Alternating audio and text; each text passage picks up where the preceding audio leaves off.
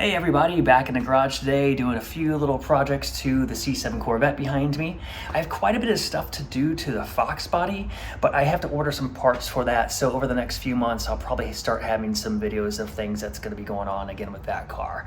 But for right now, I installed a bunch of bolt-ons to the Corvette. I then took it and had it dyno tuned, and then took it to the track to see what the difference would be at the drag strip in a quarter mile. Before I took it to the track, I took off the winglets in the back rear wing and then off the side of the front of the car just to reduce a little bit of drag. So I'm going to be installing those back on today. So I figured, heck, what a great opportunity to show people what I bought and then how to put them on. So that's it. Oh, and also I'm wearing my Just Send It shirt from Modded America. You guys should give them a follow. Check out their apparel. They have some really cool stuff. All right, so let's get into it. Okay, so let's start with the Wickerbills. This is a 1LZ version, and as you can see, it's pretty low with a little bit of lip on it. And what I did is I upgraded to a 3LZ version, which is a lot taller. So this is the stage 3 version, as you can see. And this is from extremeonlineparts.com, but they sell mainly all Corvette parts, and I've purchased all of my exterior items from them, excluding my side skirts and my front splitter. This is a carbon flash metallic, and it matches the paint identically. All of the parts I've bought and installed fit very well, and they have great prices too, so check them out. I'll put the link in the bio. So I'm using a T20 Torx bit to remove the 5 bolts that go across the backside. And once you get the rim removed, there's 3M tape that's all on the back of this. So you're going to have to pull and peel and kind of really be aggressive with it and use some serious force because it's gonna really fight you. But don't worry, you're not gonna break it. It's a polymer plastic, so it's pretty durable.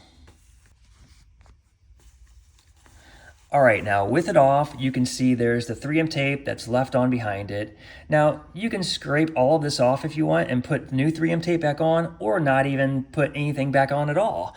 I just left it on here. I know it looks grimy, but it still sticks very well.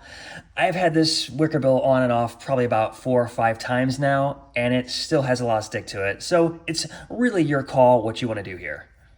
Okay, so that's it. It's installed and it looks pretty good. It's tight. It's got a great fit, and actually it's a perfect fit on it. So looks sick.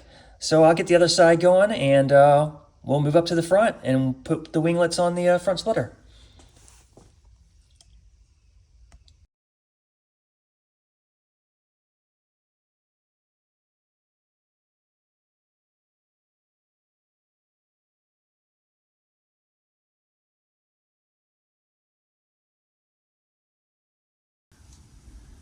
Okay, so here is the front winglet that goes and attaches to the side of the front splitter. I purchased both the front splitter and the winglet from, again, Extreme Online Store in the carbon flash metallic. And I think I'm going to probably end up upgrading to the actual full carbon fiber. But for right now, these look pretty dang good. And they're really simple to install. And I wish I would have did an installation video on the front splitter, because there's some advice I'd like to give people when they are installing that. But this basically just bolts to the side right here with these 2 holes, and then along the back inside the fender well, there are a series of bolt holes that just go up along here, and it's pretty simple. You can see the bolt holes right there. Okay, before you jack up your car, I always recommend everybody that owns a Corvette to get a set of jack blocks. They just go underneath the frame rail, and they give you a point of access to jack the car up safely. Okay, with the wheels turned, you can see the bolts that are actually along here, and then, of course, the 2 side bolt holes that the winglet will bolt up to here as well. Super easy.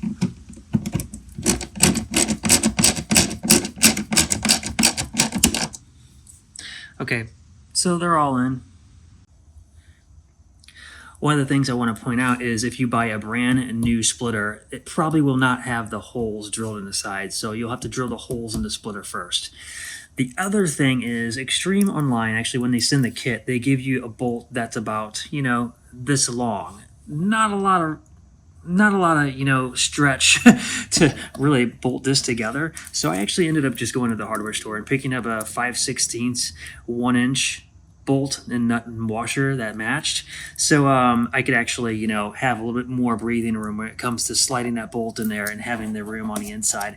But that's all I'm going to do is there's 2 bolts directly underneath here. I can't really get my camera underneath there to show you. Maybe I can. Oh, yeah, I can. Oh, there we go. Hey, look at that. So yeah, you can see I got a lot more space there for these bolts than I do those little small ones. One little tip is before you completely tighten those bolts down is to make sure this is lined up, because sometimes it'll be up a little bit higher and you would just want that to look seamless across there.